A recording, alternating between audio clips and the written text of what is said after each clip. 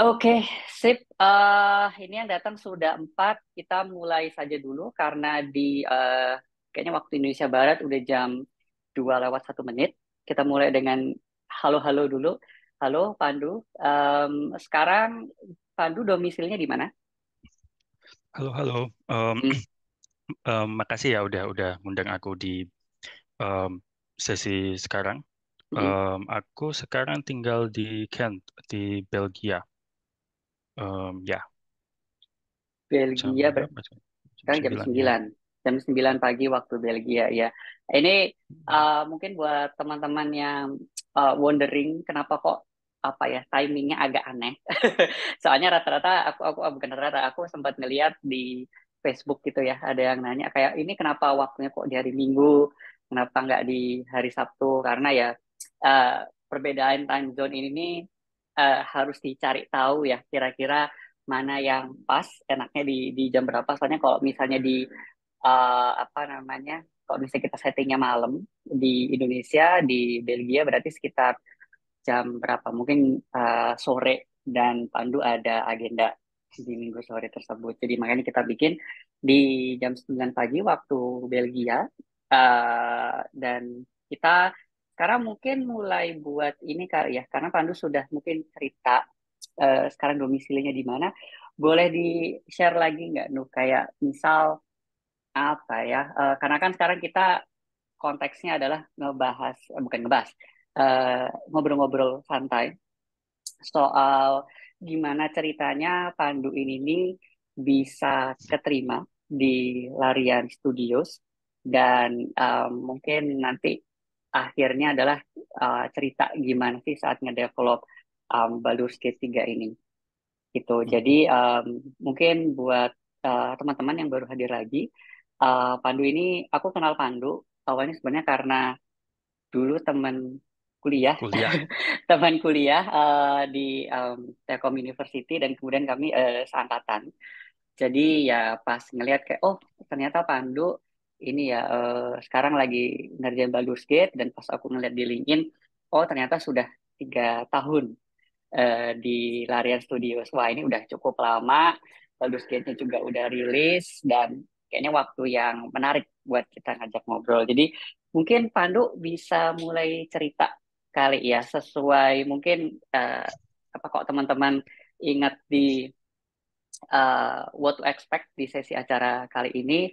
Um, Boleh di-share awal mula Pandu bisa keterima di Larian Studios. Monggo. Mhm.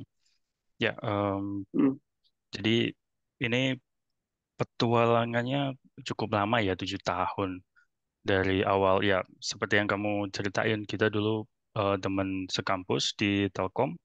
Terus dari kuliah juga aku sudah tertarik dengan game development dan sebenarnya mulai awal mula ngoprek eh, tentang per game devan itu ya secara em, secara lebih dalam itu ketika kuliah.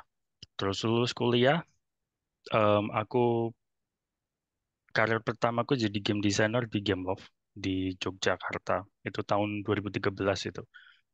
Em, di situ itu pertama kalinya aku melihat the real world like ketika kuliah masih enak haha ya kita bikin game kita bikin game seenak jidat dan sebagainya ternyata setelah masuk industri yang sebenarnya ada banyak hal yang tidak sesuai dengan idealisme kita ada banyak hal yang kompromi um, yang harus kita temukan titik tengahnya di situ aku mulai melihat oh oke, sebagai game developer kita nggak cuma butuh passion tapi juga kesenangan terhadap game tentu saja, tapi juga butuh kemampuan teknis, butuh kemampuan diplomatis, butuh kemampuan manajerial, apalagi dalam posisiku pada waktu itu sebagai game designer. em, jadi kita berkutat dalam hal yang bersifat konsep, dalam hal yang bersifat abstrak. Nah, di Game Love itu aku sebenarnya em, career defining momenku sih. Di situ aku belajar banyak tentang limitasi, belajar banyak hal tentang um, industri itu startnya dari Game Love. Aku di situ selama sekitar 1 tahun apa 2 tahun ya, lupa. Nah, setelah itu sebenarnya rencana aku awal itu pengen kuliah lagi ngambil S2. Tapi itu cuma rencana. Satu satu senior dari kampus mengajak aku. Kamu tahu mungkin Kak Bayu Munajat. Nah, tahu Ya, tahu. ya, ya Kak Bayu itu seorang senior di kampus dulu ngajak, Pan, ada project menarik nih Unreal Engine di Jakarta. Kamu mau nggak dikompor-kompor ya aku sama dia? Em, udah deh, nggak jadi kuliahnya berarti. Terus aku masuk ke project itu. Em, Nama projectnya Grim Oats. Studionya namanya Batavian Studio. Sekarang udah tutup. Nah di situ em, baru aku mulai melihat kondisi realnya bikin game di Indonesia seperti apa dengan talent-talent lokal yang kita em, kumpulkan dari berbagai macam em, latar belakang dari berbagai macam tempat. Em, di Grim Oats itu game survival yang kita berusaha menaikkan production value-nya. Pada saat itu naratif yang banyak beredar itu adalah triple A Indonesia dan sebagainya dan sebagainya. Yep, tentu saja proyeknya gagal ya, karena kita nggak tahu know-how, kita nggak punya pengalaman untuk membuat proyek yang besar, bagaimana memanage resource dengan kru yang sebanyak itu, dengan kru yang punya pengalaman yang berbeda-beda, ada yang baru, ada yang udah senior, ada yang udah bikin game-game besar, dan sebagainya dan sebagainya. Nah, di situ aku sebenarnya udah mulai berpikir tentang apa yang kurang di Indonesia menurutku sebagai game game developer ketika kita pengen membuat game besar, kita nggak punya know-how. Industri kita belum punya maturity seperti itu.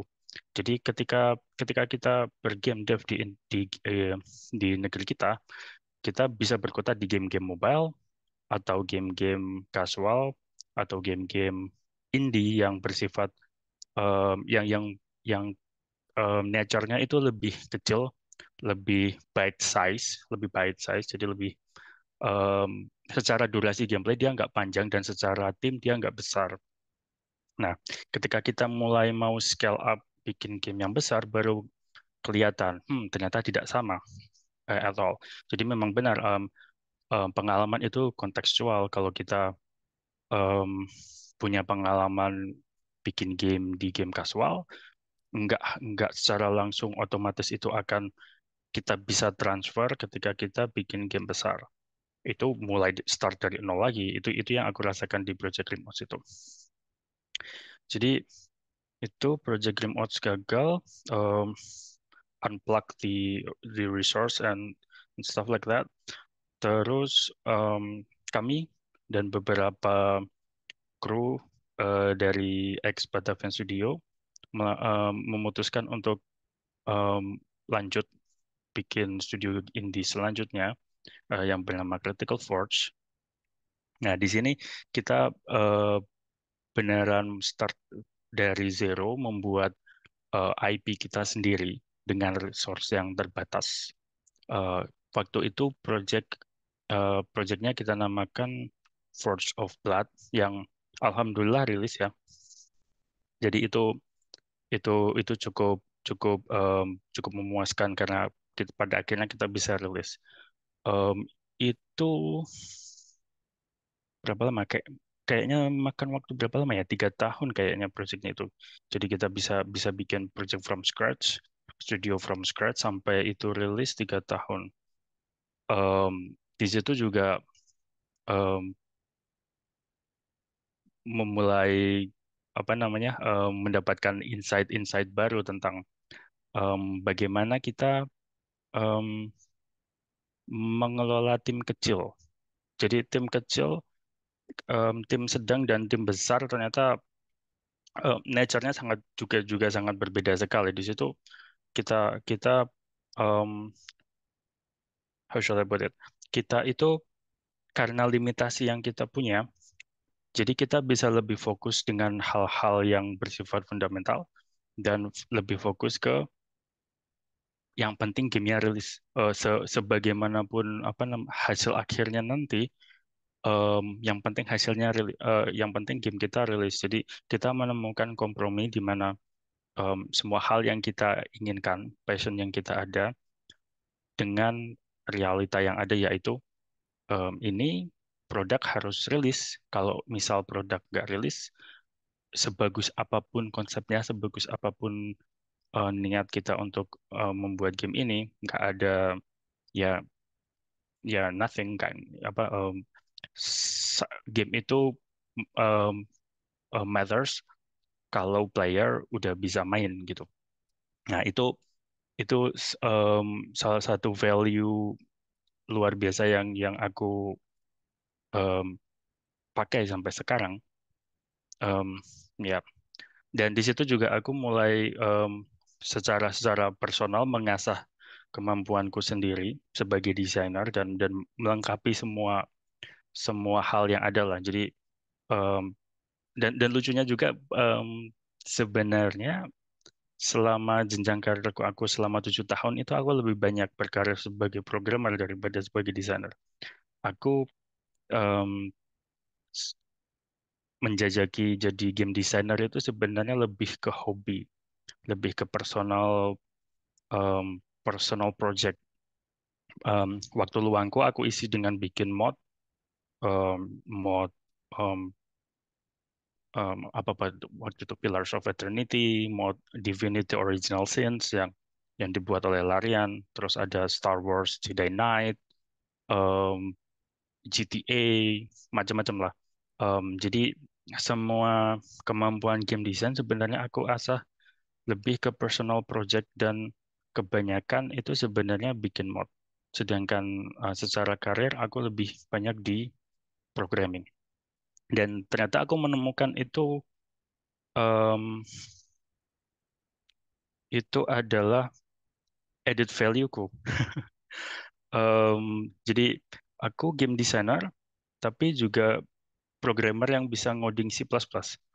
Em, Yap, di situ eh, di akhir project Force of Blood itu aku udah mulai di toel-toel di LinkedIn em, oleh studio-studio asing, ketika ketika mereka tahu, oh ini ada game designer yang bisa coding ternyata. Em, aku rasa pada waktu itu game industri itu udah mulai bertransformasi dari yang awalnya kita mau orang-orang spesial yang nanti kita organize, yang kita jadi orang-orang yang yang versatile, yang generalis, yang punya kemampuan di berbagai macam bidang. Jadi mereka bisa bermanuver secara fleksibel. Jadi itu satu hal yang langsung aku lihat, wow, eh, mereka tertarik dengan kemampuanku yang bisa coding dan game design. Em, Mereka melihat modku, koleksi mod-modku, dan itu jadi jadi salah satu pancingan gitu buat mereka. Aku ingat waktu itu WB Games, Warner Brothers Games itu yang menaungi banyak studio, ada Avalanche, ada Rocksteady, dan sebagainya itu yang studio awal yang em, menawari aku posisi, em, ya di company mereka. Em, Ya cukup menarik ya, karena bisa jadi aku gabung Avalanche dan bikin Hogwarts Legacy. Tapi em, ya em, aku memutuskan untuk tetap terus di Force of Blood sampai rilis. Nah, setelah Force of Blood rilis itu cukup menarik karena em, akhir project aku merasa burn out ya, karena projectnya itu sangat-sangat intens dan aku punya tanggung jawab yang besar. Waktu itu aku lead programmer di Force of Blood.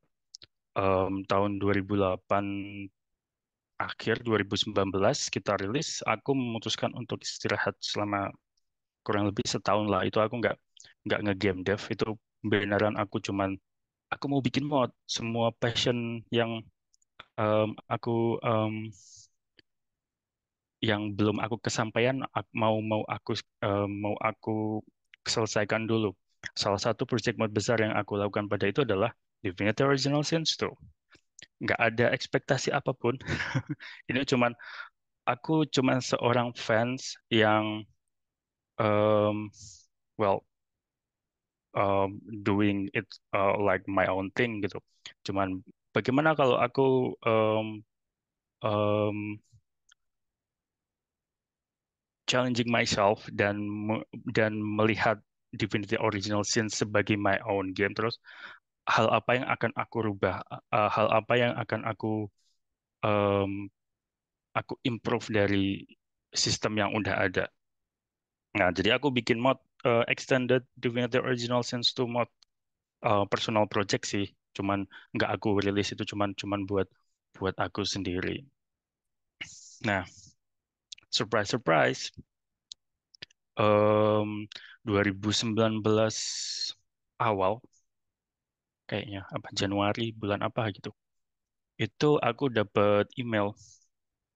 Sebenarnya awal dari DM LinkedIn dulu, dari HR-nya Larian.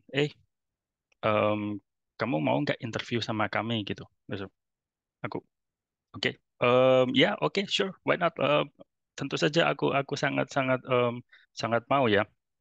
Habis itu aku di-invite buat buat interview singkat sama HR-nya, wawancara. Hey Pandu, apa kabar? Bla bla bla. Cuman cuman itulah, cuman ya biasalah, em, basa-basi dikit. Terus mereka ngelihat modku, terus mereka juga melihat LinkedIn-ku, profilku juga menarik.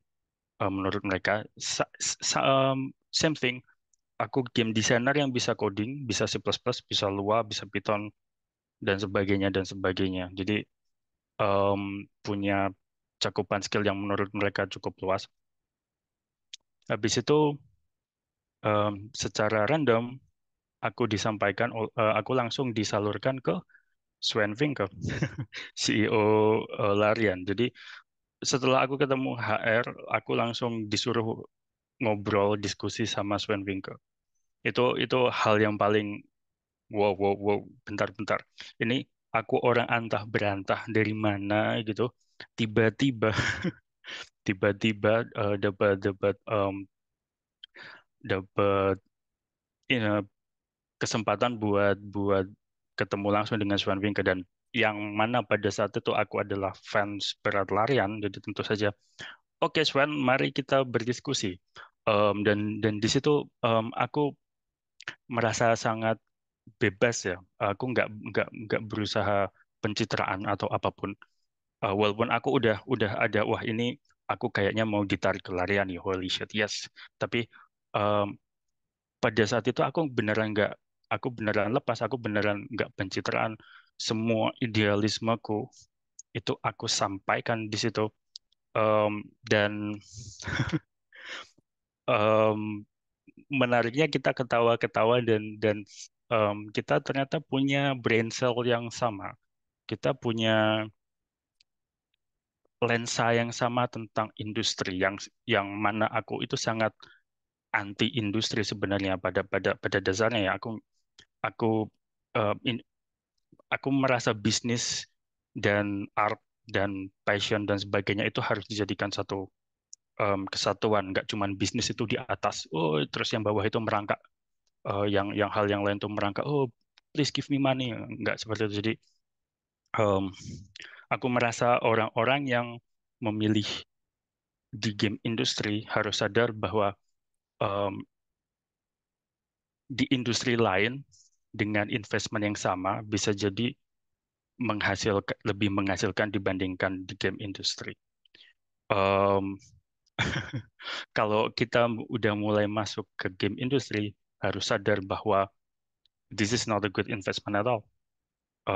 Risky. Jadi itu itu justru hal itu yang langsung oke Pak, kita bikin game. Aku tahu game larian itu seperti apa. Yang fisikku adalah my creative integrity is my only business strategy. Jadi yang namanya kreatif seorang game designer harus punya em, integritas. Itu yang langsung aku salurkan. Wow, wow, langsung siswan. Wow, wow, wow. That sounds interesting. Can you please elaborate? Terus terus um, aku elaborasi.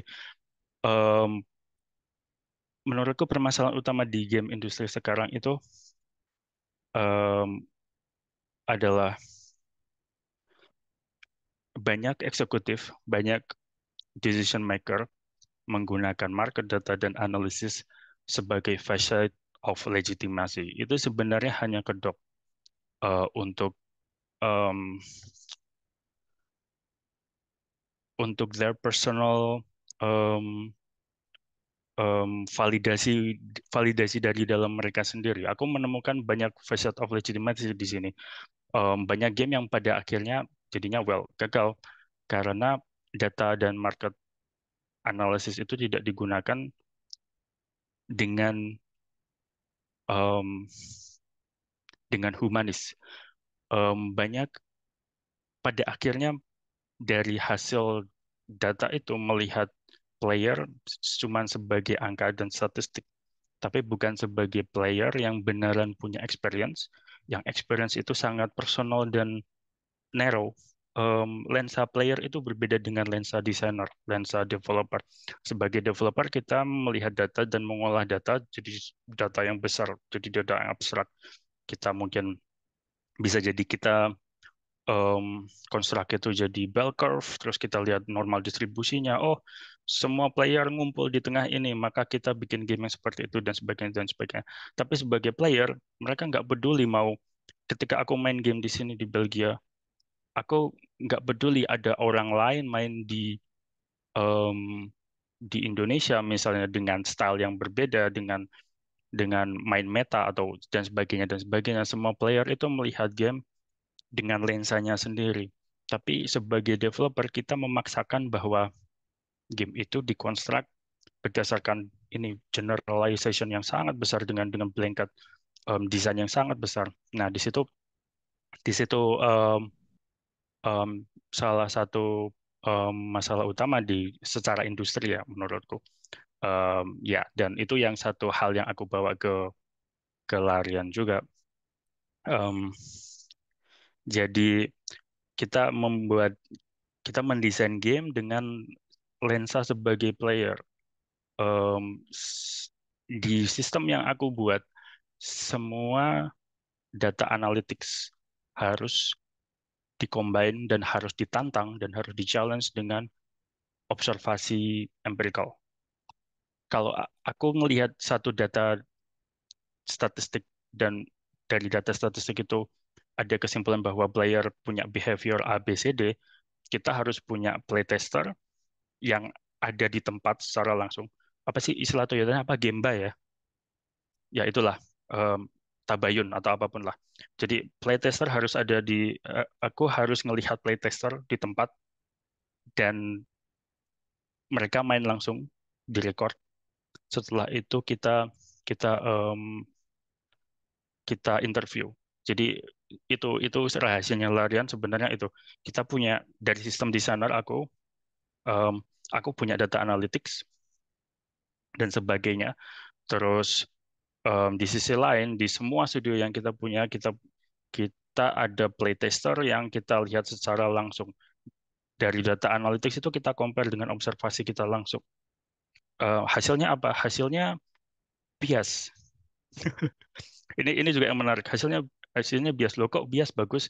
Karena player itu bias. Karena player itu nggak objektif. Ketika kita ketika kita mendesain game, semua hal yang kita lakukan itu selalu berusaha bahwa itu lagi facet of legitimation lagi bahwa oh ini objektif, ini sesuai data. Tapi player nggak peduli dengan data. Player itu sekali lagi melihat game dengan lensa mereka personal masing-masing. Justru bias itu bagus buat player karena berarti game itu sangat personal bagi mereka. Nggak cuman satu yang sangat luas, yang sangat general, tapi nggak memuaskan bagi siapapun gitu. Nah itu. itu em, sangat menantang status quo kalau menurutku, karena satu hal yang selalu digembar-gemborkan di industri itu soal tentang itu kan, tentang tentang constructing data dan sebagainya itu. Jadi em, pendekatan seperti ini sangat nggak lazim, tapi itu dia. Aku sampaikan itu ke CEO Larian dan sampai akhir dieksekusi. Itu yang aku sangat sangat wow. Ini sangat berbeda. Aku nggak yakin ya kalau misal aku melakukan hal yang sama. Kalau misal aku menyampaikan visi seperti ini di studio lain, aku nggak yakin aku akan mendapatkan em, Impresi yang baik respon ya. yang sama, ya respon yang Mhm. sama gitu. Bisa jadi mereka ilfil, ini apaan ini, apa orang dari antah berantah tiba-tiba ngomongin idealisme seperti ini. Tapi itu uniknya Larian seperti itu karena mereka sirkus ya. Kalau kalau aku melihat industri di secara luas itu, terutama studio-studio besar tuh kayak kayak Star Trek, kayak kayak militer, sangat sangat terstruktur, sangat organized gitu. Kalau di Larian itu lebih lebih kayak sirkus, lebih kayak bajak laut, apa namanya, Sporadis apa sang, kesana kemari. iya sangat sporadis tapi sangat pirates. Tetap tetap dalam satu koridor, yaitu we are the pirates gitu. Itu yang menurutku menarik. Jadi itu ya juga yang hal yang paling penting ya buat pelajaran. Ketika kita let's say diundang wawancara oleh recruiter, hal pertama yang paling penting adalah tahu siapa yang lawan bicara kita. Jadi jangan, ya ini aku beruntung aja karena aku seperti ini dan ketemu orang seperti Swan misalnya yang memang sangat tidak industrialis. Tapi itu kan kemungkinannya sangat kecil dapat dapat basement seperti itu. Bisa jadi kita bertemu orang dengan yang berbeda-beda. Jadi kalau misal kita ketemu orang oleh recruiter, research dulu. Cari tahu dulu ini orangnya seperti apa, komponennya seperti apa, kalau misal dalam konteks game industri ya, game-game yang dihasilkan seperti apa. Jadi jangan langsung tabrak, woi gua punya idealisme semua mobil harus merah atau seperti apa. Em, ya jangan seperti itu. Sebaiknya harus tetap research siapa lawan bicara kita.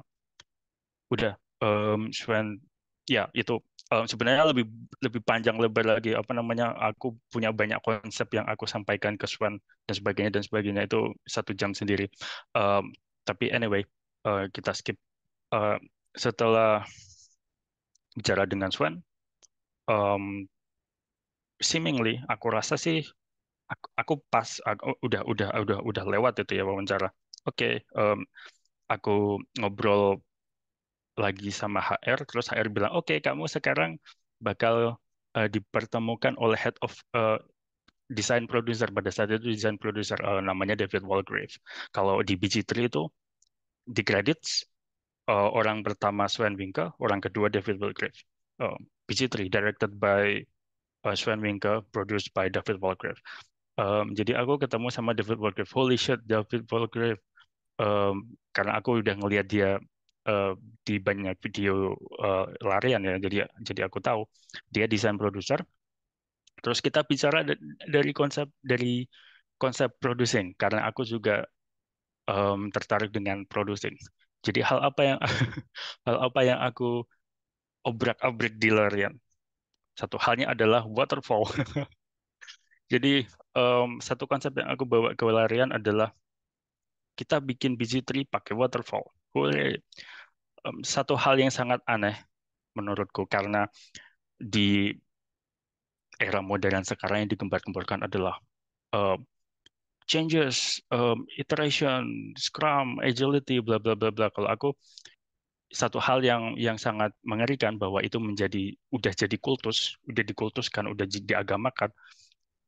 Jadi kita nggak melihat hal secara kontekstual dan secara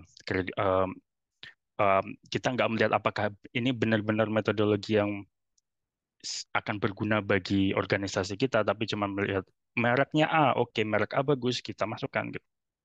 Nah itu, jadi aku melihat satu problem yang sangat besar di game industri adalah dependency, adalah bagaimana improvement, feedbacks, dan iterasi itu tidak di-manage dengan baik. Em, Jadinya kemana-mana. Beberapa waktu yang lalu aku melihat video dari Mark Dara, eksekutif produsernya Dragon Age X, eksekutif produser Dragon Age, dia punya terminologi completion urgency.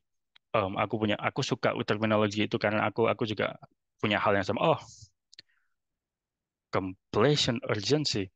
Em, aku suka itu. Jadi game sekali lagi karena itu adalah satu hal yang aku lihat dari pengalamanku pribadi ketika aku masih di Indonesia, bahwa game itu sebaik apapun yang paling penting adalah rilis. Mau sejelek apapun yang penting rilis. Kalau Nintendo bilang em, game rilis apa namanya belakangan nggak apa-apa, yang penting bagus. Kalau kalau buat aku bilang game yang penting rilis, mau jelek duluan nggak apa-apa. Justru itu kan salah satu caranya Larian, karena kita pakai early access dan sebagainya. Yang penting rilis dulu ya, habis itu early access, karena rilis itu penting. Itu memberikan satu goal buat kita. Anyway, jadi satu hal yang aku masukkan adalah waterfall dan waterfall steps yang yang pada akhirnya kita kita integrasi secara penuh. Aku dijadikan kelinci percobaan dan dibenci setengah kantor mungkin pada awalnya. Jadi konsep waterfallnya eh, yang yang yang aku godok dengan David Wargrave itu, um, well, sekarang lebih formal. Swan juga juga juga punya punya punya nama yang lebih formal. Jadi kita punya yang namanya white box, orange box, dan gold box. Dan ketika kita turun dari white box ke orange box ke gold box, semakin kita turun, well, atau lebih tepatnya semakin kita naik, itu fidelity-nya semakin tinggi. Semakin kita di awal itu semakin lebih low fidelity, lebih prototyping, lebih freeform. Semakin ke bawah harus lebih terstruktur, harus lebih restriktif. Itu yang aku lihat. Jadi white box itu full kita bisa iteratif. Aku sebagai sistem designer, aku bisa berkutik dengan angka, aku bisa berkutik dengan apapun yang murah, dan perubahan itu tidak menimbulkan dampak yang sangat besar buat buat proyek kita. Ya, aku cuma ngutak-atik angka, so what, nggak masalah gitu. Tapi ketika kita masuk orange box, ya ini aku skip sedikit. Ketika kita masuk orange box, berarti aku udah punya semua hal yang harus kita bikin. Itu kita shift dari iteratif jadi waterfall. Jadi aku punya the document, punya the request sheet. Oke, animasi, code, SFX, VFX, writing, ini dependensinya, semua hal udah di-define. Silahkan masukkan ke backlog kalian masing-masing dan silahkan kerjakan. Pada saat itu semua resource turun ke bawah, dan kita nggak boleh naik lagi ke atas. Kita nggak boleh naik lagi ke white box. Kenapa? Karena kalau kita naik ke white box, misal aku request, bikinin pedang dong. Habis itu animasinya udah dibikin, ratingnya udah dibikin, iconnya udah dibikin, dan sebagainya. Terus misal aku iseng, nggak jadi pedang. Kita sekarang bikinnya kampak gitu. Karena kita naik ke atas, turun lagi ke bawah, animasinya harus dirubah, iconnya harus dirubah, dan sebagainya dan sebagainya. Dependensinya em, sangat-sangat besar, dan ketika kita melakukan itu, iterasi itu nggak murah. Iterasi itu selalu ada cost-nya. Itu yang dilupakan, bahwa hey, kita kita adaptif, kita uh, embracing the changes, tapi satu hal yang dilupakan adalah time itu resource, people itu resource, dan time plus people equals more money to spend, dan sebagainya dan sebagainya. Jadi itu yang harus kita manage. Um, ya, anyway, ya itu. Jadi waterfall system yang kita gunakan itu juga salah satu ide radikalku yang sekali lagi mereka sangat open minded, mereka sangat orang gila ini, tapi aku suka gitu. Em, em, ya, tapi ya pada akhirnya yang namanya transformasi organisasi pasti em, ya pasti pada awalnya ada penentangan karena itu segala, segala macam. Aku ingat waktu itu em, aku banyak komplain apa banyak dikomplain dari senior staff karena mereka sudah sangat sangat terbiasa dengan cara kerja mereka yang sebelumnya, tapi pada akhirnya em, semua bisa terintegrasi dan gamenya rilis. Itu yang paling penting. Anyway, jadi aku ngobrol dengan developer Grave, produser, dan aku mengutarakan sama semua idealismeku juga dan juga di ya anyway, tentang semua hal-hal teknis ini. Nanti kalau misal ada yang tertarik silahkan tanya. Aku skip dikit karena ini sangat teknikal. Em, jadi ya em, masuk lagi. Jadi David Walgrave ngobrol terus oke, balik lagi ke HR, terus HR juga juga em, bilang lagi, hey, uh, congratulations, kamu pas lagi.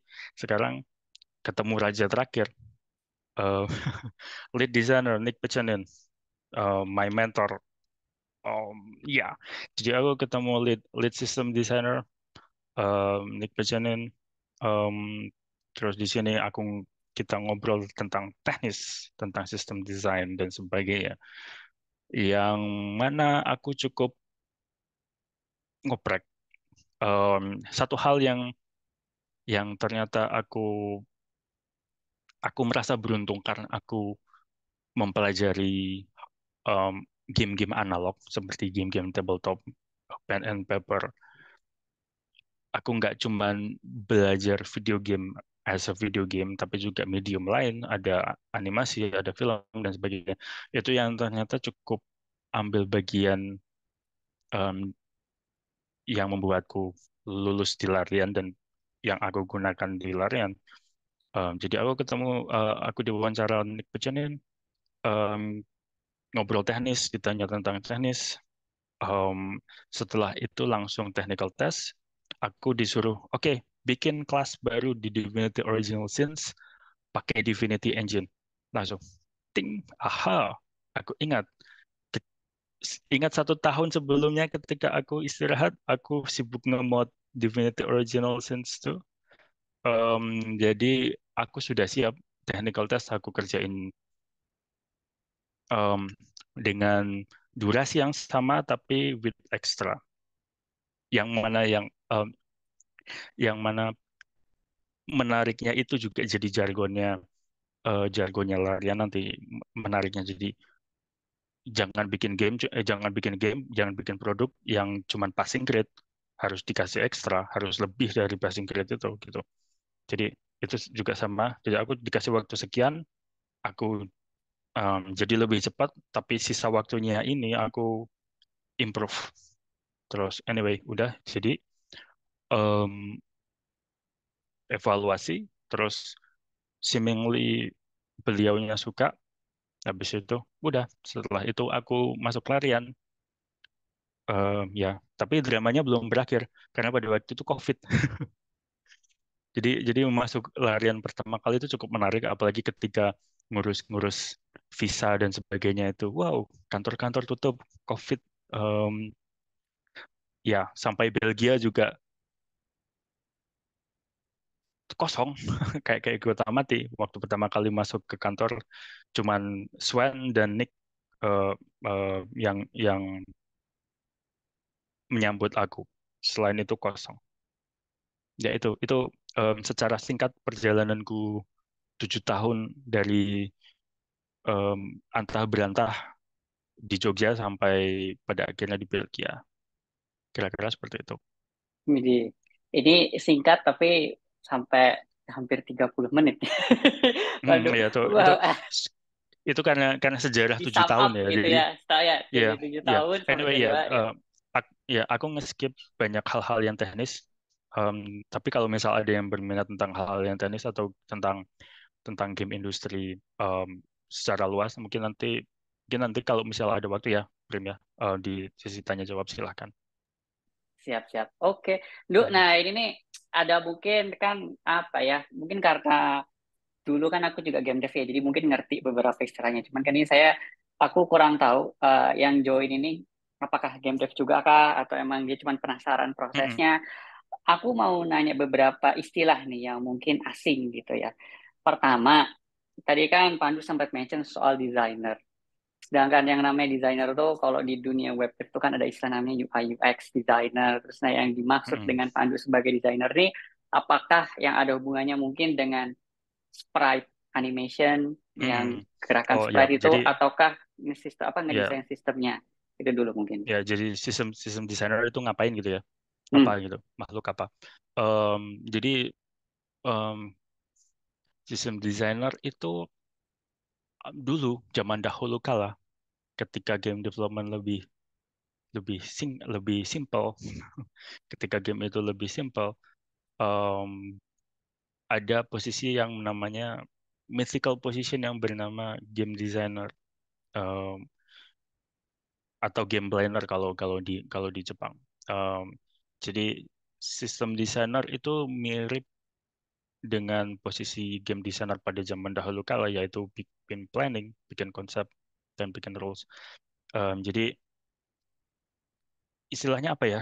Kalau istilah simpelnya itu kayak sistem analis, tapi untuk game yang besar. Jadi em, yang pertama kita menentukan fitur apa yang ada di game. Em, Apakah ada, kalau misal di BG3 misalnya karena dia game RPG, karakter progression-nya seperti apa, itemization-nya seperti apa, dan sebagainya dan sebagainya. Setelah itu kita em, bertanggung jawab untuk buat rules. Em, Lebih kalau kalau di sistem analis bikin use case-nya lah yang semacam itu, bikin rules, player bisa ngapain aja, player nggak bisa ngapain aja, dan sebagainya dan sebagainya. Terus untuk aku pribadi karena didaulat sebagai technical designer juga, aku juga ngelis dependensi sistem secara teknis. Kalau misal ada itemization, oke, fine. Data, bagaimana kita merepresentasikan itu sebagai data? Bagaimana em, bagaimana si code akan menerjemahkan rule itu jadi code, itu juga salah satu hal yang ada di tanggung jawabku. Setelah itu, udah kan itu rules. Setelah itu kita juga bertanggung jawab dengan semua aspek em, sistemik. Oh, ini juga buzzword lagi. Sistemik, jadi lebih ke hal yang bersifat global kayak misal economic balancing, data analytics, melihat how player response, reward and punishment, dan sebagainya itu juga bagian dari sistem designer. Terus hal yang paling terakhir dan yang paling penting, kita itu jadi rule enforcer dan juga rule breaker in some sense.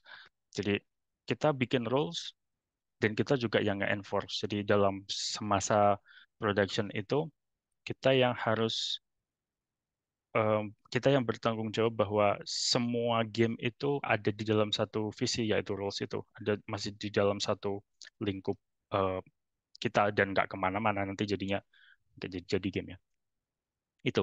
Jadi sistem designer itu lebih ke konsep, bukan em, bukan artis ya, gampangnya gitu. Oke, oke. Iya, Oke, singkatnya. sip. Cukup clear. Terus berikutnya ini, mau nanya soal buzzword. Tadi kan kayaknya sempat mention banyak terkait mod atau modding ya. Nah, ini Mhm. nih sebenarnya kalau yang aku tangkap modding itu istilahnya ngutik-ngutik yang asalnya A terus kemudian jadi A1 kayak gitu-gitu ya. Cuman Mhm. apa sih yang apa ya proses modding ini? Kenapa kok bisa jadi suatu hal yang mahal untuk Mhm. seorang Ya, apa ya istilahnya game designer atau game akhirnya Pandu designer. bisa keterima. Ha, itu kenapa Ya, modding itu suatu hal? yes. Karena itu lagi, game designer itu ranahnya konsep. Dia sebenarnya, well, debatable sih. Kalau sekarang game design seperti aku misalnya game designer yang bisa coding itu semua sistem desainer di larian itu bisa coding. Um, at least bisa simple scripting kayak well nggak simple, at least bisa scripting kayak Python atau Lua gitu. Um, tapi secara global karena game design itu kita sebenarnya lebih ke how the game is built, how the game is perceived by the player, makanya menggunakan mod itu lebih sarana yang lebih cepat karena kita nge-skip semua development awalnya, kita nggak harus bikin game engine sendiri, kita nggak harus bikin game sendiri, tapi yang paling penting adalah rules-nya. Yang paling penting adalah apakah kita bisa ngetes konsep kita di mod yang kita buat itu. Jadi seperti yang aku bilang ketika em, dulu aku bikin Divinity Original Sin 2 Extended Mod. Terus aku menganalisa Divinity Original Sin 2, aku melihat menurutku apa yang bisa diimprove, apa yang bisa dirubah, apa yang kurang. Terus aku nggak harus bikin Divinity Original Sin 2 dari awal. Aku cukup ngemod modifikasi the existing system buat buat membuktikan konsepku gitu. Dan itu juga yang penting buat aspiring game designer yang pengen punya portofolio. um, Mod adalah sarana yang paling bagus karena kita, well, kalau artis misalnya atau animator, mereka bisa bikin animation reel dan sebagainya karena itu tangible ya. Um, um, Langsung gitu bisa dilihat itu, atau karakter artis bisa cukup ngegambar gitu kan. Ya kalau game designer apa, ini rule bookku, aku punya portofolio satu satu buku, kan kan lucu gitu, cuman satu buku tebel isinya tulisan nggak jelas. Itu tidak representatif. Tapi kalau misal dari analisis kita, kalau misal dari rulebook itu kita transfer ke mod, itu kan lebih tangible. Itu jadi satu yang lebih representatif gitu. Nah, itu makanya mod itu penting kalau kalau menurut aku buat orang-orang yang mau belajar dari game design, atau kalau mau hardcore ya bikin game dari awal. Oke, Ya. oke, oke. Berarti ini bisa dibilang apa ya? Karena portofolionya Pandu yang apa pernah ngemod game dan kemudian pernah bikin mod buat Divinity Original Sin Original 2 Sins. juga, itu yang Mhm. menyebabkan Pandu akhirnya di notice oleh Larian Mhm. Studios dan akhirnya join. Berarti singkatnya seperti itu ya. Mhm. Ya, itu jadi dua, mod dan Force of Blood. Sebenarnya mereka juga ngelihat, sorry, game terakhir yang kita bikin Force of Blood itu juga juga mereka pikir menarik karena ini gila, ini berapa orang yang bikin segini, hah, gitu langsung langsung mereka gitu. Ya karena Larian juga sama ya, Larian itu awalnya kecil sampai sekarang 400, dari awalnya 30 100 orang, 30 orang 100 orang, terus jadi 400 orang seperti sekarang. Jadi mereka relate gitu. Kamu kamu telah melalui banyak hal nak gitu. Itu. Ya, jadi dua hal itu. Buat game developer manapun, portofolio yang paling keren adalah ngerilis game. Jadi makanya kalau bisa please berusaha jangan sampai gamenya cancel. Apa usahakan sampai rilis karena itu pengalaman yang berharga dan studio yang lebih besar pasti bakal melihat itu gitu. Oke, Nduk. Nah, ini berhubung kita kan tadi mulanya 4 lewat 1 menit dan ini udah sorry, ini jam Korea yang aku mention ya. 4 lewat 1 Hmm, sekarang udah 4:50, udah hampir 50 menit berlalu. Mungkin pertanyaan terakhir dari aku sebelum nanti aku serahkan ke teman-teman karena kayaknya ini sudah cukup ramai di chat. Pertanyaan terakhir, Nduk. Jadi kan kalau di Indonesia itu yang aku ngerti kan belum ada triple A games ya. Triple A games itu yang dimana Baldur's Gate adalah triple A games. game gede atau Mm. mungkin kalau teman-teman ngerti Ya, kayak Dota gitu. Nah, ya game se- ya Baldur's Gate 3 itu game indie tapi triple A budget. Ya, anyways ya. oke. Nah, ini apa nih yang istilahnya eh apa yang bahasanya membedakan eh, triple A games atau mungkin ya tadi Pandu meluruskan bahwa Baldur's Gate adalah Mm-mm. game indie dengan triple A budget. Berarti ya intinya ngerjainnya kok indie tuh nggak tahu apakah maksudnya ngerjainnya suka-suka tapi duitnya banyak atau gimana Mm-mm. nih berarti. Nah ini pengen tahu apa sih yang ngebedain antara sebenarnya pengen aku tanya bedanya casual games sama triple A games itu bagaimana? Monggo. Mm, ya, aku rasa yang paling em, mungkin yang paling dekat ibaratnya eh, bikin blockbuster Hollywood movie sama Netflix TV series itu itu kan walaupun sama-sama bikin media yang ditampilkan di layar kaca gitu, tapi kan berbeda. Itu mirip ya mirip-mirip seperti itu. Satu key defining um, faktor di game triple A adalah itu dia triple A budget. Um, yang pertama yang paling penting dilihat adalah budgetnya. Jadi dan di situ menariknya misal kalau kita ekstrapolate ke BG3, BG3 itu game indie karena larian itu private, dimiliki oleh Sven Wingke sendiri. Em, tapi kita punya triple A budget yang multi-million dollar budget, you know, that crap. Ya, jadi yang pertama itu karena kita, terus kenapa sih harus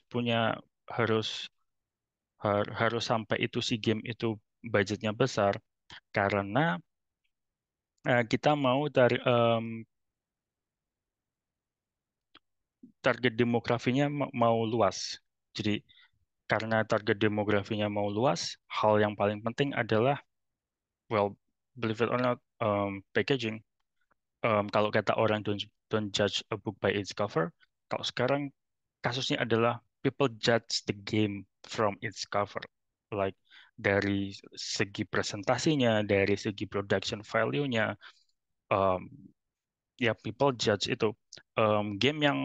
Game yang secara sistem, secara desain nggak terlalu inovatif, bisa jadi diperceive sebagai produk yang lebih higher value dan higher quality ketika production value-nya tinggi, ketika mereka punya voice actor, ketika mereka punya artis Hollywood yang ada di situ misalnya dan sebagainya itu.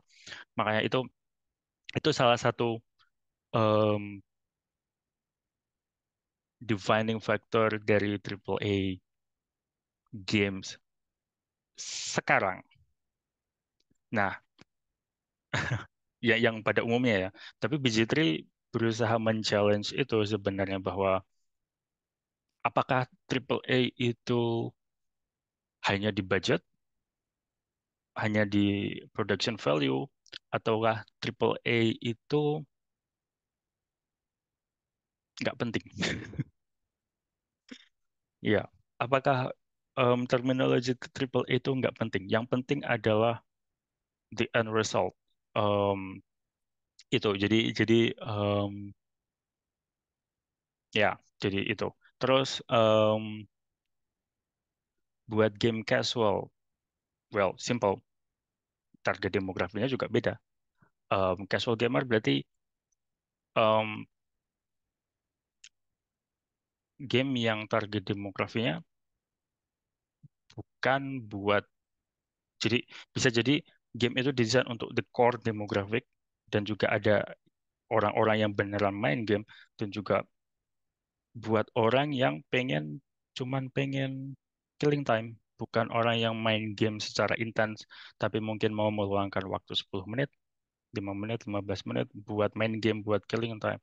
Nah, game-game um, di di sisi lain yang game triple A yang buat orang yang beneran main game, orang yang punya konsol, orang yang punya PC dan main game secara intens dan mereka meluangkan waktu secara em, secara khusus untuk main game, dan juga ada orang-orang yang aku nggak punya waktu, aku main game mungkin cuma 10 menit dan 15 atau 15 menit. Nah, itu ada satu em, kategori game lain untuk orang-orang seperti itu, dan mereka juga penanganannya berbeda.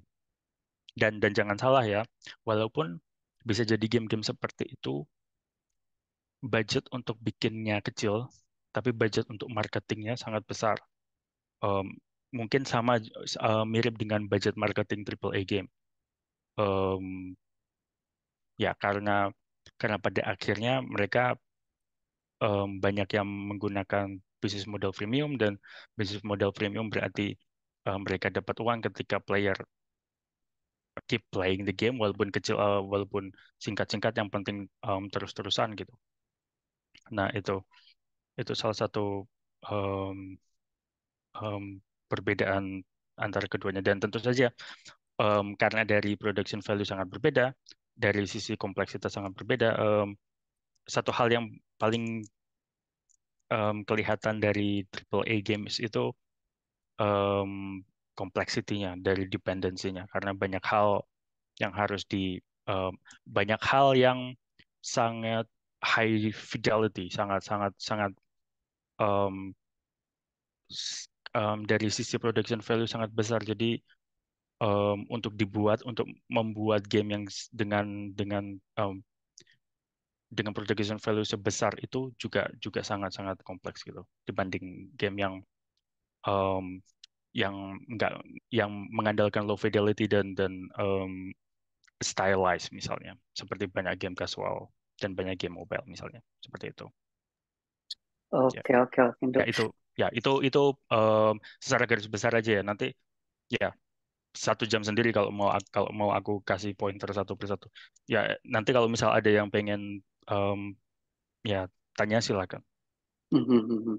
Oke, ini pertanyaan terakhir dari aku sudah selesai ya. Dan ini aku mulai sesi buat tanya jawab dari teman-teman yang hadir di sini. Aku ngelihat Tasya udah nanya beberapa pertanyaan bahkan dari awal, dan kedua ada Angel yang nanya juga. Mungkin karena Sasha nanyanya cukup banyak, boleh langsung on mic aja mungkin ditanya, soalnya kayaknya ada banyak. Terserah mau nanya mana, apakah mau yang cukup yang Ya, terakhir aja atau mungkin yang lain. Boleh, Tasya? halo Sasa. Oh, halo Kak Pandu, apa kabar? Ya, baik-baik. Halo. Minum reuni. Anyway, ya, go ahead. Oke, ya, yang atas sih aku cuma ngomong doang soal soal agile dan waterfall segala macam, karena saya ingatku FOB itu lebih ke Kanban, I guess, as Force of Blood ya. Dan Ya, mirip. dan sekarang aku lebih ke agile. Jadi pas Kak Pandu ngomong soal agile itu kultis, dan kayak aku, iya bener bener juga sih, orang yang agile tuh kayak agile banget, nggak boleh pakai yang lain gitu. Mm-mm. Tapi Terus anyway, iya, ya jadi ritual. Misal kayak aku melihat stand up meeting jadi ritual instead of productive activity misalnya. What? Kultis macam apa ini? Ya, anyway, terus, ya, enggak, itu kan uh, cuma komen. Sebenarnya yang aku mau tanya oke. lebih ke bawah.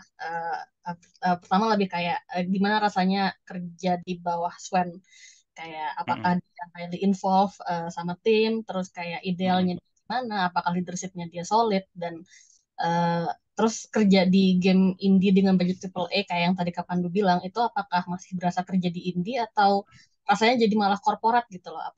Dan apakah kayak Mm. environment workingnya, apakah dia healthy atau malah ada Oh ya. segala macam gitu? Itu yang mau aku Mm-mm. tanya. Ya, oke. Em, oke, langsung aku jawab aja. Em, Gimana rasanya kerja di Swan yang literally duduk di seberangku? Em, jadi larian ini mungkin lebih ke visi larian secara secara organisasi loh, atau dibandingkan Swan. Jadi karena larian itu em, prinsipnya adalah, salah satu prinsip yang larian pegang itu adalah guided autonomy. Jadi Swan cuma ngasih guidance. Kita semua otonomi. Bahkan ini balik lagi nyambung sama waterfall konsep yang aku masukin ke Larian. Jadi satu satu konsep yang si produser tadi si David Wargrave em, em, bawa di BG3 adalah konsep ownership. Ada istilahnya feature owner. Jadi semua orang berhak dan bisa jadi feature owner kalau misal ditunjuk. Kayak misal aku feature owner itemization di game. Misal semua item harus melalui aku. Swan nggak peduli aku melakukan apapun secara teknis, secara desain, secara moment to moment, secara uh, secara teknis itu dia nggak peduli. Itu semua on me.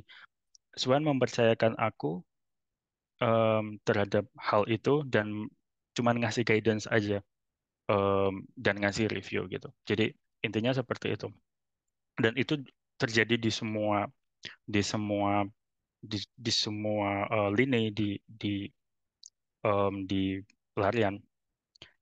Tapi satu hal, satu hal yang dia sangat sorry Sven, sangat control freak adalah writing.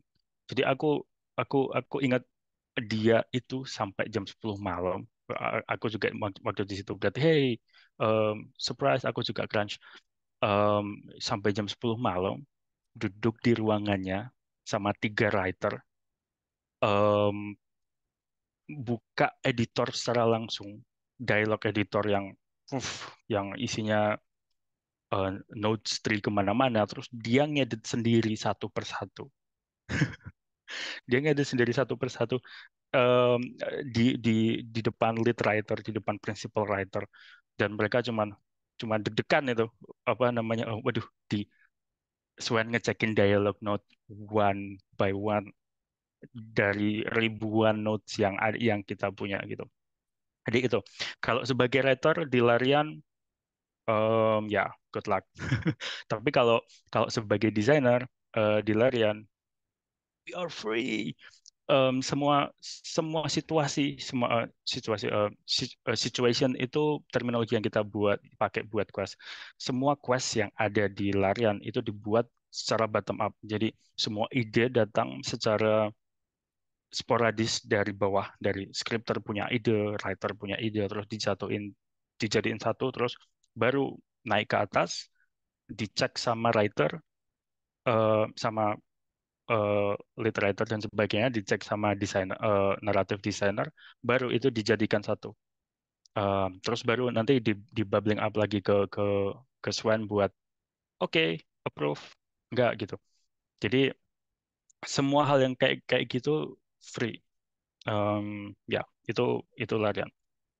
Makanya kita butuh waterfall tadi itu gara-gara itu karena semua hal itu bottom up dari bawah ke atas, berarti ide bisa datang dari mana aja. Semua orang bisa punya satu group of people doing something alone somewhere yang kita nggak tahu, terus itu di commit ke game dan ternyata itu punya ramification terhadap quest lain yang harus disambungkan dan sebagainya, makanya kita pakai waterfall. Em, tapi itu secara overall sangat freeform, sangat flat, sangat tidak tidak nggak nggak ngerasa kita sebagai worker, kita kita beneran bebas gitu. Itu. Terus apakah kerja di game indie dengan triple A budget masih berlaku? Ya itu itu nyambung sama yang tadi. Nggak ngerasa kayak kerja di corporate atau karena budaya organisasinya berbeda. Karena itu dari kita punya organisasi yang lebih flat secara hierarki dan juga ownership itu dilepas ke per developer. Jadi kita nggak punya jadi feature owner itu posisi fungsional instead of structural. Aku sistem designer bisa jadi owner, programmer bisa jadi feature owner, scripter bisa jadi feature owner. Siapapun yang um, Swan anggap layak buat jadi owning suatu feature bakal ditunjuk jadi owner suatu feature gitu. Dan kayak gitu. Weird stuff tapi it works on Larian in Larian's context. Terus apakah work environment healthy? Any crunch? Crunch ada sekitar 3 bulan sebelum rilis, which is very very modest. Um, Selama aku kerja di game industri, kerja di Larian itu yang paling nggak pernah crunch. Em, ya itu tadi. Menurutku satu hal yang paling em, menunjang karena kita punya waterfall system tadi, kita em, semua hal itu udah dipredik di awal, dan changes itu beneran kita manage. Jadi instead of oke, kita kita harus em, feedback masuk, kita harus implement sekarang juga gitu. Em, karena kita waterfall, oke, di triage dulu, di list dulu, kita gamenya rilis dulu jelek nggak apa-apa, nggak usah crunch. Gamenya rilis dulu jelek, habis itu kita patch secara berkala gitu. Jadi following the waterfall process. Jadi jadi itu sih. Em, ya apalagi? Nggak, ya itu aja kayaknya. Sasha gimana? Sudah cukup kah atau ada yang mau ditambahin lagi pertanyaannya? Tambahin lagi, short Kayaknya apapun. udah dulu, takut yang lain jadi nggak dapat. Thank you Kak Pandu. Hmm. Oke, thank you Sasha. Ini berarti pertanyaan berikutnya sih tinggal dari Angel ya. Ini. Um, Angel mau buat on mic langsung kah? Bisa buat tanya?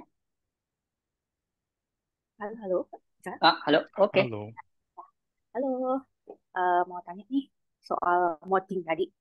Aku sih tertarik banget sama omongannya Kak Pandu tadi soal modding itu ternyata bisa jadi portofolio game designer.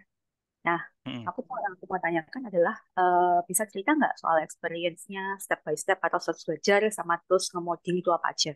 Kayak gitu. Hmm. Sama kalau misal aku mendaftar ke sebuah perusahaan game, terus aku masukkan modding itu di portofolioku, apakah itu a wise choice? Karena aku takutnya kan game itu adalah sebuah apa ya? Ada kadang-kadang ada game designer yang idealismenya tinggi banget gitu loh, kayak nggak mau dikritik Hmm. atau dikasih saran Oh dan ya, sebagainya kayak gitu. ya, Jadi apakah ya, vice oke, versa ya. asli portofolio modding apa enggak? Kayak Hmm. gitu. Thank you. Ya, thank you. Ya, kalau kalau buat aku, modding itu em, ya sebagai desainer ya, em, yang pertama yang harus dilakukan itu kan berpikir sebagai player dulu. How to think as a player. Jadi as a player kita pengen em, kira-kira player pengen ngapain ya? Kalau kalau dalam konteksnya larian misalnya, kita bikin game yang pengen kita mainin sendiri. Ada 400 orang di larian, ya kita pengen bikin game yang pengen dimainin oleh 400 orang larian itu sendiri. Kita mulai dari situ. Jadi lensanya sangat sempit dari sisi player. Habis itu dari situ lensanya kita perbesar sebagai desainer, baru kita. Oh, sebagai sebagai desainer, aku harus bikin role yang sangat luas, yang sangat encompassing berbagai macam player. Karena player itu enggak cuman aku.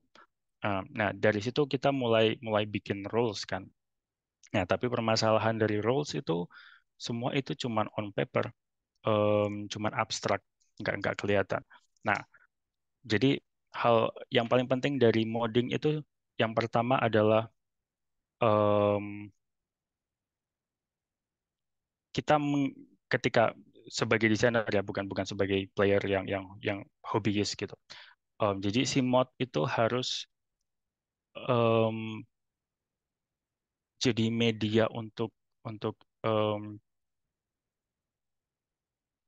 media untuk apa namanya, em, menunjukkan konsep kita gitu. Jadi harus ada why-nya, nggak cuma what. Kenapa kita merubah sesuatu di mod, kenapa kita merubah formula dan sebagainya itu harus harus harus ada di mod itu.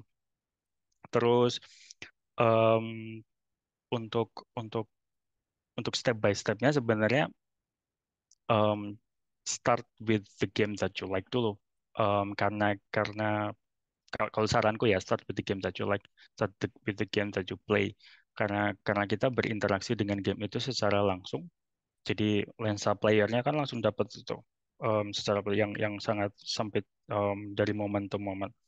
Nah, kita udah capture itu, terus baru kita tanyakan question, apakah kalau aku melakukan perubahan seperti ini di game, apakah ini akan mengubah experience dari game secara besar, ataukah ini cuman ya niche sangat sempit, sangat self-indulging buat beberapa player, dan itu sangat penting ya. Banyak hal yang kita masukkan di situ di PC3 yang sangat sempit. Terus udah secara teknis setiap game bakal punya mod toolkit sendiri-sendiri, jadi itu harus self exploration, unfortunately. Tapi kalau misal aku pribadi, um, kalau game-game RPG misalnya, um, Divinity Original Sin 2 itu menurutku satu game yang sangat mod friendly, dan satu satu satu game yang sangat um, mudah buat player untuk bisa menuangkan konsep mereka. Selain itu dulu aku juga pernah Warcraft 3 tuh, yang sangat sangat sangat luas, tapi itu udah kuno ya. Warcraft 3 jangan kapan itu. Em, kalau kalau misal game-game yang action, em, aku kurang tahu. Dulu aku mainan Source Engine em, buat Half-Life itu juga, tapi juga cukup kuno. Anyway, intinya kalau masalah teknis harus disesuaikan dengan game-game tertentu, dan yang paling penting itu sebenarnya mulai dari eh, kita mulai dari diri kita sendiri dulu. Kita mulai dari apa yang kita pengenin ketika kita main game, terus kita merasa kayaknya ini game kurang ini nih, kurang ini itu nih. Tapi instead of cuman dituangin di tulisan, kita coba ngeaplikasikan itu di game pakai mod itu gitu. Terus habis itu kita evaluasi. Terus terus gimana bikin mod sebagai portofolio. Em, Menurutku nggak masalah. Justru kebanyakan game designer intern yang masuk ke pelarian itu pakai pakai mod sebagai portofolio. Aku pakai mod sebagai portofolio. Em, Lead systems designerku pakai mod sebagai portofolio. Combat designer di Larian Studio pakai mod sebagai portofolio. Jadi nggak masalah menurutku. Itu satu sarana yang memadai, satu medium yang memadai. Terus yang paling penting adalah kita bisa ngejelasin kenapa modifikasi itu harus dilakukan. Apa konsekuensi em, dari semua modifikasi yang kita lakukan itu. Jadi ada intentional design, ada intensinya, nggak cuman em, kita melakukan itu karena self preference gitu. Walaupun itu sekali lagi itu juga penting, itu juga penting. Jadi anyway ya itu secara garis besarnya itu. Baik, oke. Angel, ada yang mau ditanyakan lagi terkait modding ini? Kayaknya agak ini ya. Uh, Tenis. ya, Ya, uh, monggo lagi. eh, udah sih.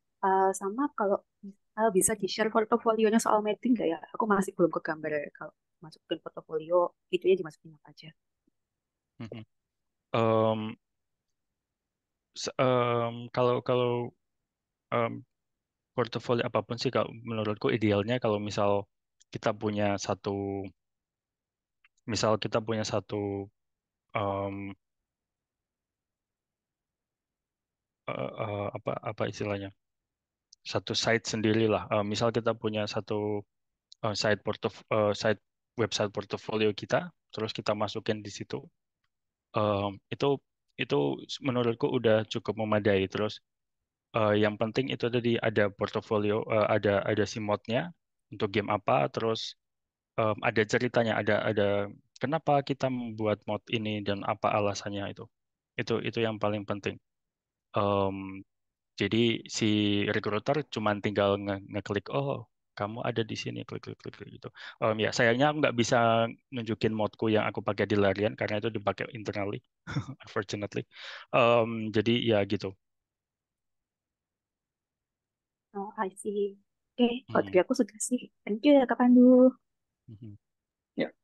Oke, thank you Angel sama Sasha. Ini berarti pertanyaan Sasha sama kayak Angel ya. Tadi kayaknya Pandu terakhir bilang nggak bisa nge-share karena ngelihat chatnya Sasha nih, share mode Definitor Original Sins 2-nya dong. Kak Pandu bikin mode apa aja. Berarti itu jawab ya tadi nggak bisa di-share karena dipakai di bahasanya di Larian Studios yang sekarang. Lebih kayak gitu berarti. mhm. Coba. Atau what can benar apa nggak ada yang bisa di-share. Kalau nggak ada, nggak apa-apa. We can move to the last part.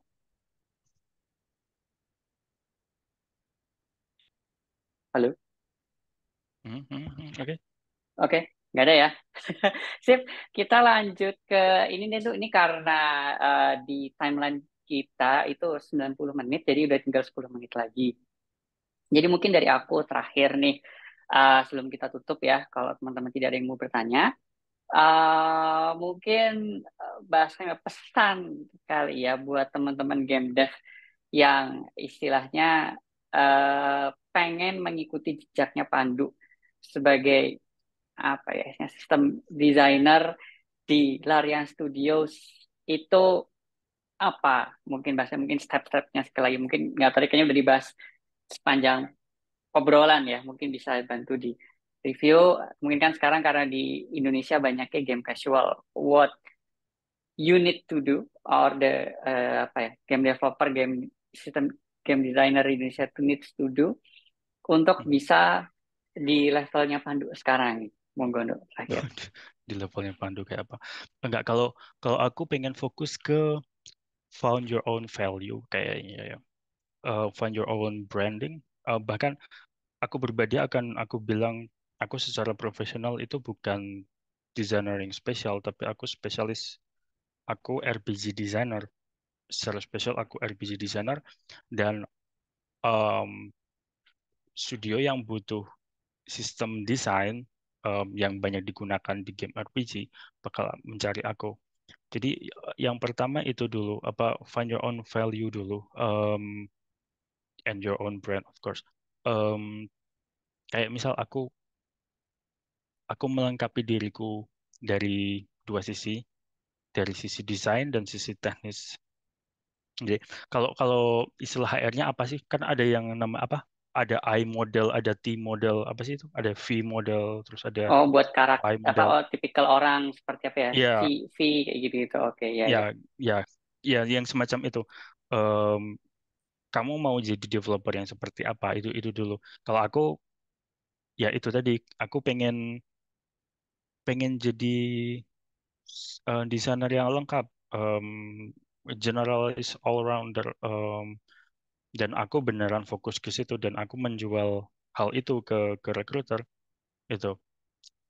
Di situ menurutku kesempatan kita untuk dinotis lebih tinggi dibanding kita adalah hey I am that one guy that the same guy that you can get from all around the world.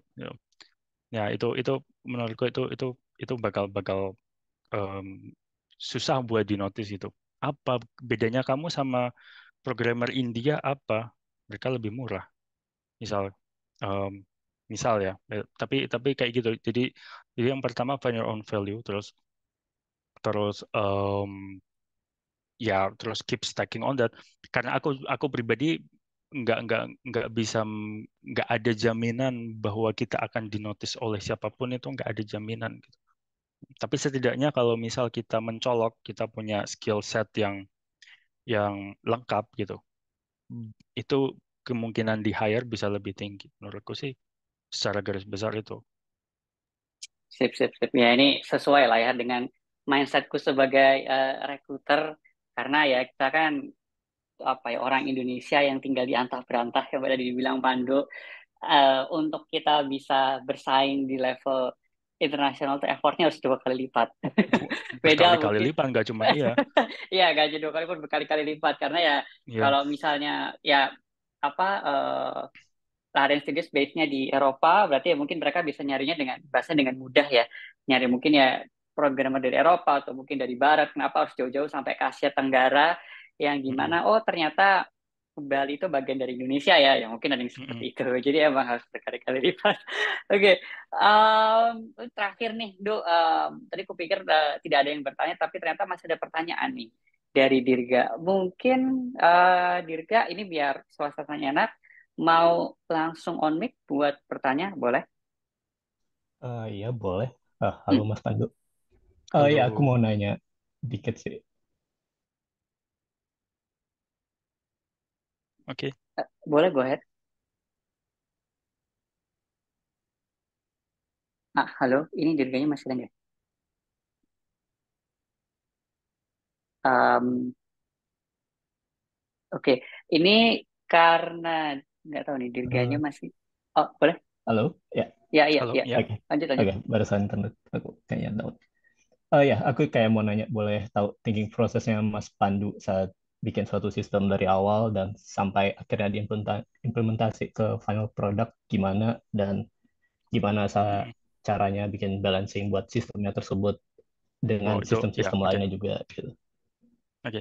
Ya, secara garis besar aja ya. Ini bisa jadi 2 jam talk show sendiri untuk masalah balancingnya. Tapi kalau thinking process, em, sebenarnya aku udah singgung-singgung dari awal tadi.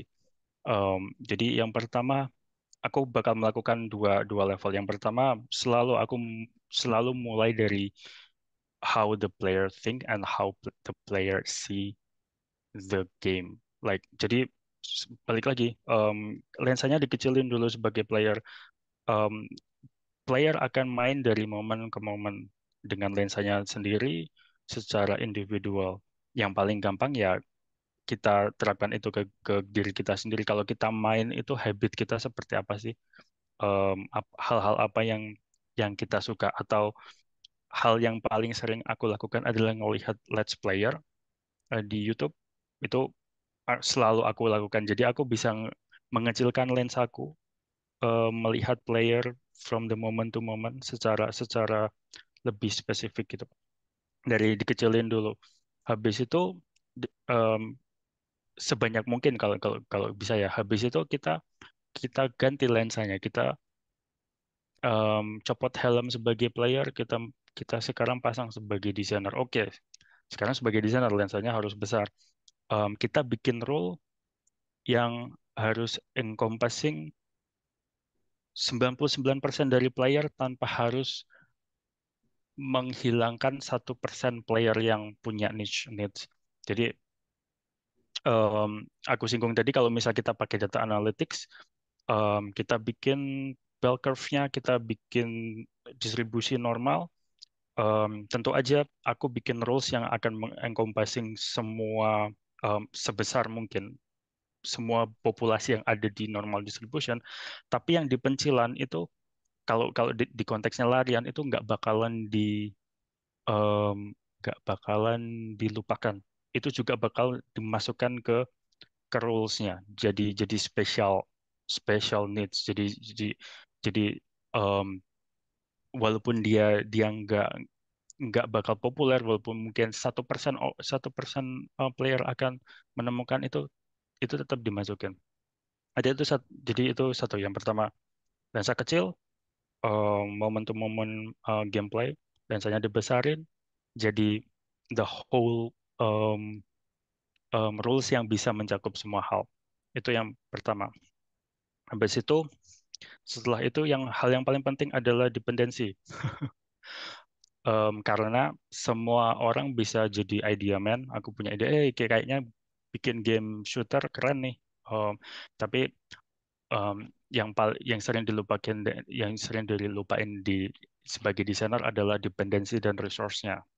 Itu yang paling penting. Jadi oke, kita udah dapat konsep dan rules-nya misalnya, terus pikirin juga animasinya kayak gimana, UI-nya kayak gimana, UX-nya kayak gimana, um, um, SFX kayak gimana, code yang dibutuhkan kayak apa.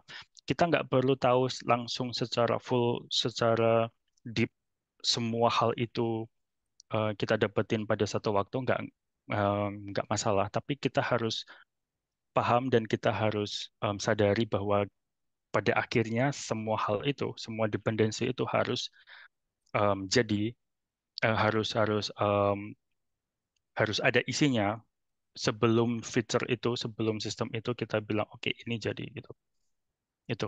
Terus setelah kita list semua dependensi yang kita kita ngerti pada saat itu, ini proses whiteboxing ya namanya kalau di larian. Kita iterate dulu. Jadi gimana caranya nge-iterate? Well, simpelnya dites. Yang paling penting dites. Jadi ini udah jadi, dependensi awalnya udah jadi, kita kita coba dulu selama fidelity-nya masih kecil, karena fidelity-nya masih kecil, jadi masih bisa kita iterate. Jadi kita iterate, terus kita libatkan QA kalau em, dalam konsepnya larian. Kalau misal nggak nggak sebesar larian juga bisa kita tes sendiri, terus kita tweak lagi, kita balikin lagi. Momen lensanya dikecilin, momen gameplaynya bagus nggak, lensanya dibesarin, apakah rules-nya udah encompassing, balik lagi, list lagi dependensi apa yang kurang segala macam, udah dibikin. Setelah itu dibikin, kalau aku bikin technical design dokumen, nggak cuma sekedar game dokumen. Jadi bedanya game design dokumen dan technical design dokumen apa? Technical design dokumen ada dependensi yang dibutuhin. Kalau aku butuh script, aku langsung list aku butuh script. Kalau misal aku butuh animasi, langsung aku list aku butuh animasi. Terus yang paling penting menurutku sebagai game designer, gimana cara kita tweaking ketika em, gimana kita bisa tweaking tanpa harus butuh campur tangan programmer misalnya. Jadi kalau aku butuh semua rule setku ini direpresentasikan sebagai data, em, sebagai data terpisah yang bisa aku tweak kapanpun, dimanapun secara sendiri misalnya. Itu juga aku list di technical design dokumen. Formatnya seperti apa terserah. Aku pribadi nggak punya satu unified format. Bisa jadi aku cuman ngasih list Excel ke animasi. Hey animasi, aku mau bikin ini. Aku mau bikin X ini em, requestku gitu. Misalnya kayak gitu. Dan sebagainya. Habis itu udah setelah setelah itu em, setelah semua request jadi, kita cuman monitor. Em, kalau kalau kalau aku sebisa mungkin aku nggak bakal ngekontrol, hey animator, kamu harus bikin animasi sesuai keinginanku. Haha. Kalau aku lepas ownership ke em, em, setiap aset kreator masing-masing. Menurutmu bagus, oke cool. Aku cuman monitoring aja gitu. Kalau itu udah jadi, ya sudah, secara natural feature bakal bakal kebentuk sendiri. Terus kolaborasi dan komunikasi dengan tim. Em, Hai, udah jadi belum? Halo, gimana em, progresnya? Sebagai sebagai desainer harus sedikit nagging ya, sedikit mengganggu setiap setiap setiap semua yang ada di bawah naungan kita. Kalau aku pribadi Em, Kalau yang penting-penting banget, aku bakal chat mereka, DM mereka secara personal. Tapi kalau misal nggak penting, yang paling yang paling penting adalah di dokumen kita tadi, di technical design dokumen tadi, kita juga eh, bikinin kolom-kolom tertentu yang nge-track progress mereka. Jadi kita nggak perlu yang namanya desain Scrum setiap hari atau sebagainya. Mereka cukup update status di kolom-kolom itu. Jadi em, secara terpisah, secara asinkronus, tanpa harus mengganggu kehidupan orang lain. Tapi kita juga tetap bisa nge-monitor itu. Dalam kondisi-kondisi yang sangat kritikal, baru nanti, halo, gimana progres? Kok kok em, kok itu ya lambat? Kenapa gitu? Em, Apa yang aku bisa bantu gitu misalnya, dan sebagainya dan sebagainya. Tapi itu sangat kritikal. Tapi eh, secara garis besar, aku lebih suka komunikasi secara asinkronus sebisa mungkin gitu. Eh, Terus apa terakhir? Gimana desain diimplementasi dengan baik benar? Ya itu. Em, nggak ada ini susahnya di game game development ya, nggak ada yang namanya baik dan benar di di, di video game. Kita nggak bisa menentukan kriteria, oh ini baik dan benar, itu sesuatu yang susah, harus beneran inner conscious kita, dan itu kesepakatan bersama dan sebisa mungkin di awal gitu. Em, ya, dan juga kalau ya namanya juga sistem designer, kalau dari aku ya aku balikin tadi ke data analytics dan observasi empirical secara langsung tadi. Ada data, bakal aku compare antara data analytics dan juga anecdotal um, recount dari playtester yang aku tanyain secara langsung setiap hari, misalnya kayak gitu. Itu nanti aku compare terus, em, ya ada satu konsol yang bilang oke ini bagus ini jelek gitu, intinya kayak gitu. Tapi itu saranku selalu kayak gitu. S- Data analitik harus di-compare dengan observasi langsung. Anecdotal recount itu penting karena player itu bias gitu. Kita desainer pengen melihat secara objektif tanda kutip, tapi player itu secara bias, player itu subjektif gitu. Jadi dua hal itu kita kita kita satukan biar bisa win-win semaksimal mungkin. Ya, kayak gitu. Oke.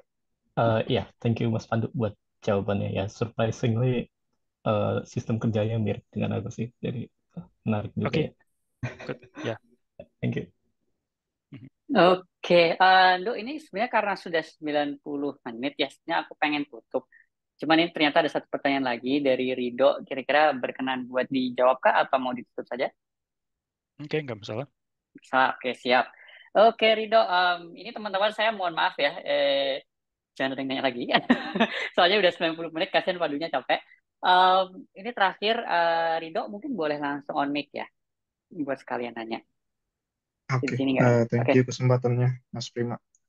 Aku mau tanya ke Mas Pandu, singkat aja mungkin tadi kan di awal dibahas kalau Mas Pandu itu sempat karir break gitu ya, setahun buat analis passion yang udah lama kayak akhirnya punya waktu lah kayak gitu.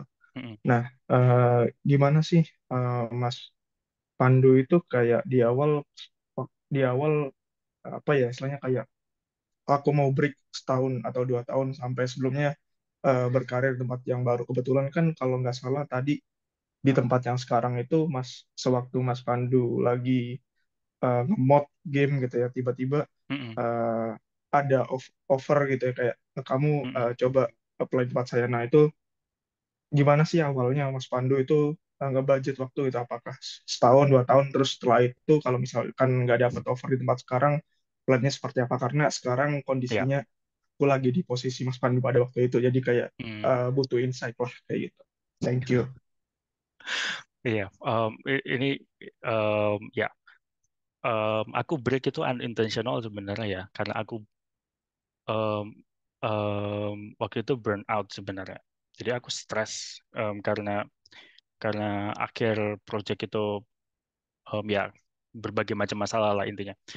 Itu aku break karena aku beneran burn out. Aku pada ada godaan-godaan, hey Pandu, kamu fasik aja, berhenti dari game developer, ha. Tapi ketika aku break, aku juga menemukan ternyata memang permasalahannya adalah aku secara kreatif itu merasa repress. Aku ya karena secara karir pada akhirnya orang lebih melihatku sebagai pandu the C++ programmer dibanding sebagai pandu the game designer, walaupun aku sebenarnya pengen dilihat sebagai pandu the game designer. Em, ya, tapi bahkan bahkan sekarang pun aku diminta nge-review kode misalnya. Em, ya, eh, em, ya, ya pada waktu itu intinya aku cuman mencari closure, mencari solusi. Oke, aku apa yang terjadi sekarang, apa masalahnya? Aku temukan, oh ternyata em, aku burn out dan aku merasa repress secara kreatif. Maka maka dari itu aku lepaskan semua semua hal yang pengen aku em, aku selesaikan itu aku selesaiin dulu. Jadi, aku luapin semua semua konsep-konsep yang aku punya gitu. Em, Kalau misal menurutku taking break itu penting ya. Em, yang paling penting yang satu hal yang aku lakukan ketika aku taking break itu introspektif. Em, Ngelihat lagi apa namanya apa beneran apa yang pengen aku lakukan selanjutnya gitu. Rencananya apa gitu. Apa masalah apa yang ada di dalam diriku gitu. Sebelum aku selanjutnya memutuskan untuk melanjutkan lagi gitu. Jadi clean sheet, em, semuanya putih lagi, semuanya semuanya kembali ke nol lagi sebelum kita mulai lagi gitu. Em, ya, dan juga karena break itu berarti kita punya waktu luang. Aku saranin pada waktu itu kita cari kesibukan dengan hal-hal yang lain, dengan bisa jadi hal-hal yang nggak nyambung dengan